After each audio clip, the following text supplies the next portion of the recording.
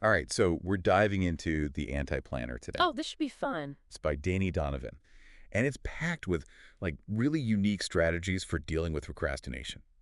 Interesting. I'm always curious to see how these unconventional methods compare to the, traditional productivity advice. Right. So the first thing that really jumped out at me was this heads or tails method. Heads or You tails? flip a coin to decide what tasks you're going to tackle. Do you imagine? Oh, that's a clever way to break through that decision paralysis It is. and just encourage action. Even if you only end up doing like half the things on your list, at least it's a start, right? Exactly. So picture this. You've got a ton of chores piling up, that junk drawer that's overflowing. Okay, tell me about it. Instead of getting overwhelmed, you just flip a coin for each task. Heads, you do it. Tails, it gets a pass for now. So it brings in that element of surprise, right? Almost like a game. Exactly. And it kind of taps into that reward system in our brains, making even those boring chores feel kind of appealing. And get this, the guide even says to reuse those tails tasks in future coin flips, so nothing really gets completely ignored. Oh, smart. That way you're building momentum and celebrating those little wins along the way. That's the key, turning those chores into mini challenges. Gamification, right? I love it. Okay, now another section that really grabbed my attention was all about identifying those roadblocks that always seem to trip us up. Roadblocks, huh? It's like they're these invisible tripwires, and they make us stumble before we can even get started. I totally get that. So the key takeaway here is that these obstacles are often external things that we can actually change. The anti-planner really encourages us to analyze why certain tasks feel so hard and then tweak our environment to make it easier. So instead of letting that fruit just sit in the fridge and go bad, you pre-wash it and put it somewhere you can easily grab it. Exactly. Or like using floss picks and keeping them right by the TV so you can floss while you watch. Love that. Make those desired actions simpler and those unwanted habits less convenient. It's all about strategy. Rearranging things to support your goals, right? Right. I have to admit, I'm terrible with those digital reminders. Oh, the reminders, huh? I swear, I just tune them out They completely. become background noise. Exactly. Mm. So it was so validating to read that it's totally okay to just ditch those reminder strategies if they're not working for you. The important thing is figuring out what actually works, right? Totally. Think about a goal you're working towards right now. What's stopping you? What are those barriers? Could you change something in your environment to make it easier to reach that goal? So get ready for this next part because it gets into some really creative visualizations and motivation hacks, techniques that at first I thought were a little out there. Out there, huh?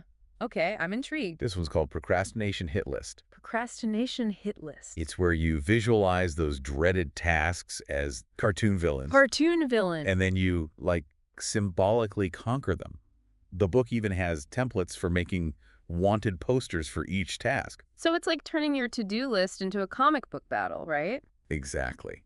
You imagine each task as this goofy character with a menacing face and a funny tagline. That's hilarious. But there's actually some psychology behind it too, isn't there? Oh, definitely. By turning those tasks into characters, you're making them less scary and more manageable. And who doesn't love crossing things off their to-do list? But in this case, it's not just a check mark. It's a victory over that procrastination villain. A triumphant victory. The anti-planner even suggests adding sound effects for dramatic flair. Love it. Okay, I'll be honest. My artistic skills are, well, let's just say they're more like scribbles than masterpieces. Well, that's the beauty of it, right? It doesn't have to be perfect. It's about having fun with it. You're right. It's about taking charge. And if you can have a little fun while you're doing it, even better. Exactly. It's about finding what works for you and adapting those techniques to your own style. Remember, you're the hero in your productivity journey. And speaking of playful approaches, there's another cool concept called fast-forward visualization.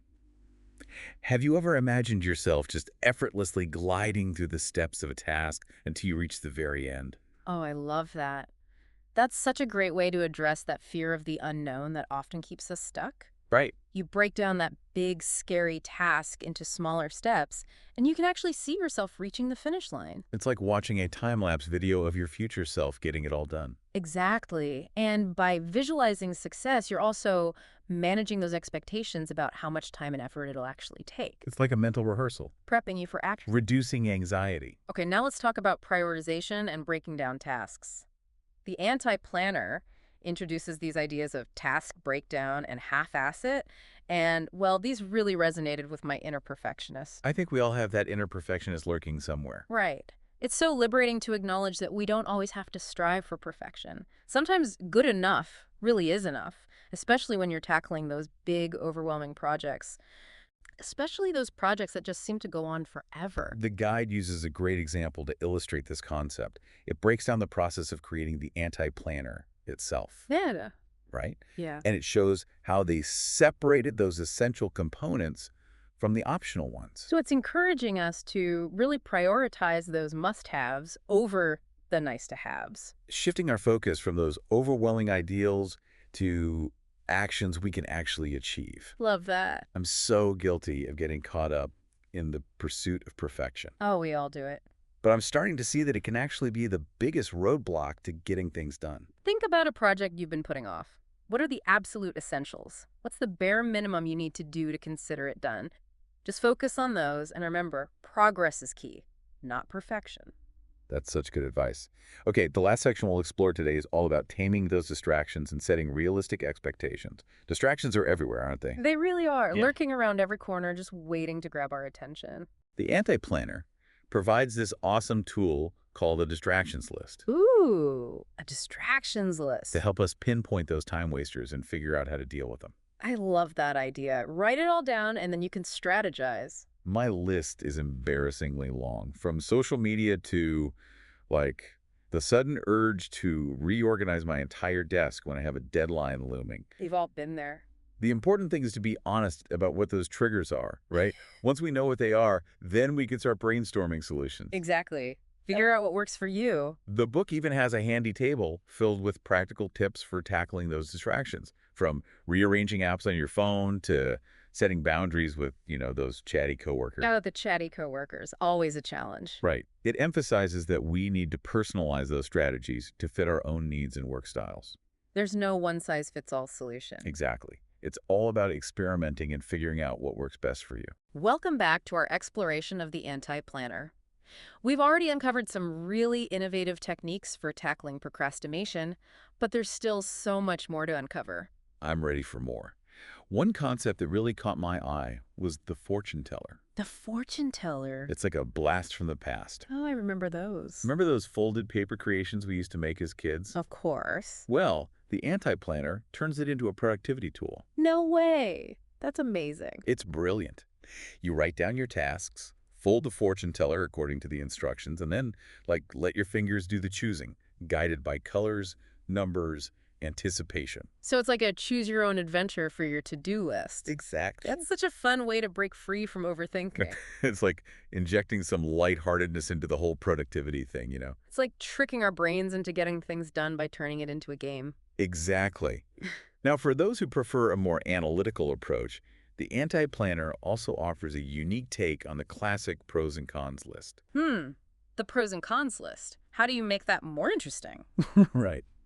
I was curious too. Well, it adds quantification. Quantification. Instead of just listing the pros and cons, you assign points to each item based on its importance. Oh, so it's like a weighted decision-making system. Exactly. It helps you prioritize what really matters. Instead of just getting swayed by a long list of pros or cons, you're forced to think about the weight of each one. It's about moving beyond those subjective feelings and making a more objective decision. I like it. Let's circle back to that half-ass it concept we talked about earlier. Oh, yes. Half-ass it. This one really spoke to me because, well, I tend to be a bit of a perfectionist. We all have our struggles. The anti-planner provides a really simple exercise for putting this concept into practice. Oh, tell me about it. You divide a page into 2 columns, must-haves and nice-to-haves. Okay, I can see where this is going. In the must-haves column, you list those absolute essentials, the bare minimum you need to do to consider the task done. The nice-to-haves are those, nice-to-have elements that can wait. So you're basically separating the essential from the non-essential. Exactly. And the book uses the creation of the anti-planner itself as an example, showing how some design elements, while nice, weren't crucial to the book's purpose. So even the creators of this unconventional productivity guide believe in strategic compromise. It's so freeing to realize that we don't always have to go all out. You Yeah. know, we can half-ass it sometimes and still get things done. Sometimes good enough is more than enough. Okay, let's talk distractions. They're the ultimate productivity killers. They're everywhere. The anti-planner has a whole section dedicated to identifying and combating these attention stealers. Like a battle plan. It encourages us to make a distractions list. I need to make one of those. Me too. Mine includes everything from social media to that irresistible urge to rearrange my entire workspace when I have a deadline. Oh, I feel that. The key is to be brutally honest about what those distractions are. Right. Once we know what they are, then we can start figuring out how to deal with them. And the best part is, there's no right or wrong answer. It's all about finding what works for you. The guide provides a ton of practical tips, from rearranging apps on your phone to setting boundaries with those chatty coworkers. Boundaries are crucial, especially in a workplace. Right. And it emphasizes that these strategies need to be tailored to our own individual needs and work styles. Because we're all different. The anti-planner is all about that playful and innovative approach to productivity. It's not about following rigid rules. It's about finding what works for you. Exactly. And Okay, let's talk about fast-forward visualization. It's a technique that uses the power of, visualization. Oh, I love visualization techniques. This one encourages us to mentally rehearse the completion of a task, like we're watching a time-lapse video of our future selves getting it all done. That's brilliant. You're basically priming your brain for action. And easing those anxieties about the unknown. The book even talks about visualizing the emotions you'll feel when you complete the task, like that sense of accomplishment and relief. It's like giving yourself a sneak peek of the rewards that await you. I love that. Okay, let's move on to another practical technique for breaking down those big, scary projects. Yeah. Task breakdown. Task breakdown, okay. This one builds on the half-asset So concept. taking it a step further. It's all about dissecting those huge, overwhelming tasks into smaller, more manageable steps. Makes it less intimidating. The anti-planner has this amazing visual aid for this technique. It's a simple diagram that breaks down the process of creating the anti-planner itself. You see those initial brainstorming ideas gradually transforming into a structured outline, with each step clearly defined. So it's like seeing the roadmap. Right. It helps us understand that even those complex projects are really just a series of interconnected tasks. Each with its own set of requirements. It's like putting together a puzzle, piece by piece. Instead of being overwhelmed by the whole picture, you focus on finding those connecting edges and building momentum as you go. And as you complete each step, you get that boost of motivation to keep going. Okay, let's shift gears and talk about the social side of productivity. Specifically, setting boundaries and saying no, which can be really tough for a lot of people. Especially for those of us who are people pleasers. The anti-planner dedicates a whole section to this, acknowledging that saying no can be uncomfortable, especially when we're worried about disappointing others. It's hard to say no sometimes. But the guide makes a strong case for putting our own needs first. Because we can't pour from an empty cup. Right. It highlights how saying yes to everything often means saying no to ourselves and the things that truly matter. It's about finding that balance. The anti-planner even provides some helpful scripts for politely declining requests. Oh, that's useful. It encourages us to use clear, assertive language while still being respectful. It's not about being rude, it's about being firm. And it challenges us to reframe no as an act of self-preservation. Saying yes to a more fulfilling life. This exploration of the anti-planner has been so insightful. It's really challenged my thinking about productivity and given me permission to embrace a more playful and personalized approach. It's all about finding what works for you. Join us for the final part of this deep dive, where we'll uncover even more unconventional strategies for conquering procrastination. Welcome back for the final part of our deep dive into the anti-planner. We've uncovered a ton of strategies for tackling procrastination, but there are still a few more gems to discover. There's always more to learn, right? One section that really stood out to me was called How to Work During Shitstorms. Shitstorms, huh? I know, right? Yeah. It acknowledges those times when life throws you a curveball, and focusing on anything feels impossible. Those times when your carefully crafted plans just go out the window. Exactly.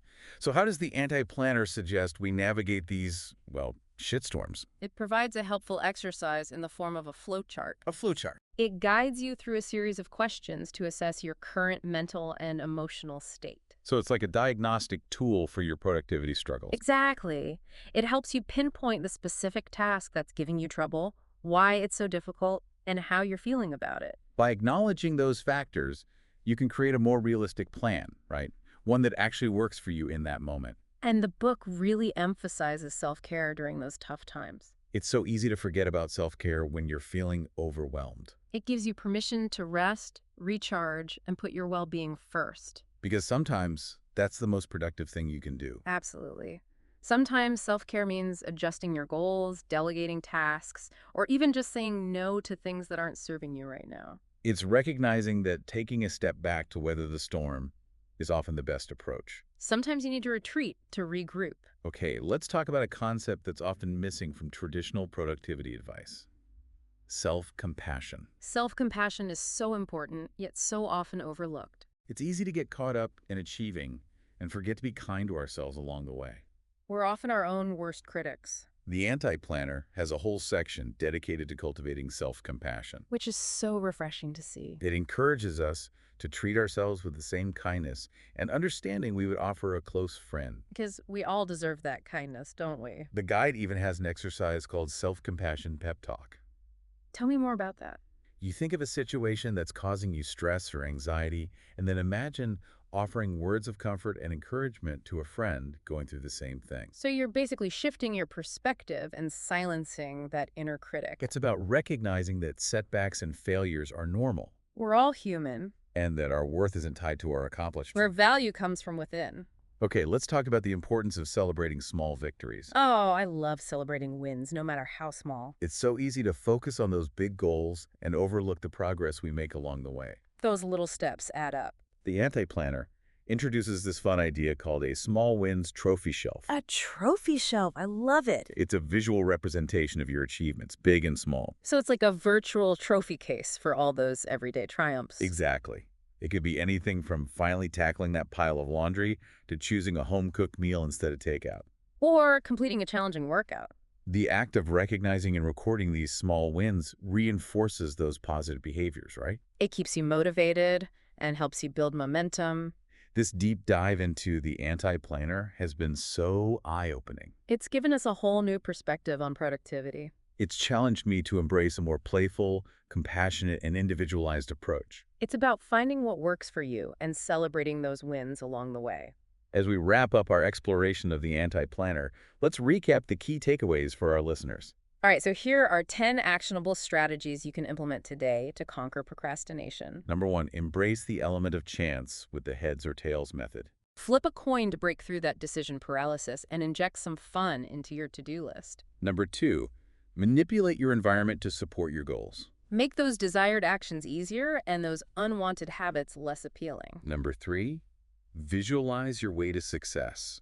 Try the procrastination hit list or fast-forward visualization to make those tasks feel less daunting. Number 4, prioritize ruthlessly. Use the half-asset method to focus on the essentials and let go of that need for perfection. Number 5, break down those overwhelming projects into manageable steps with task breakdown.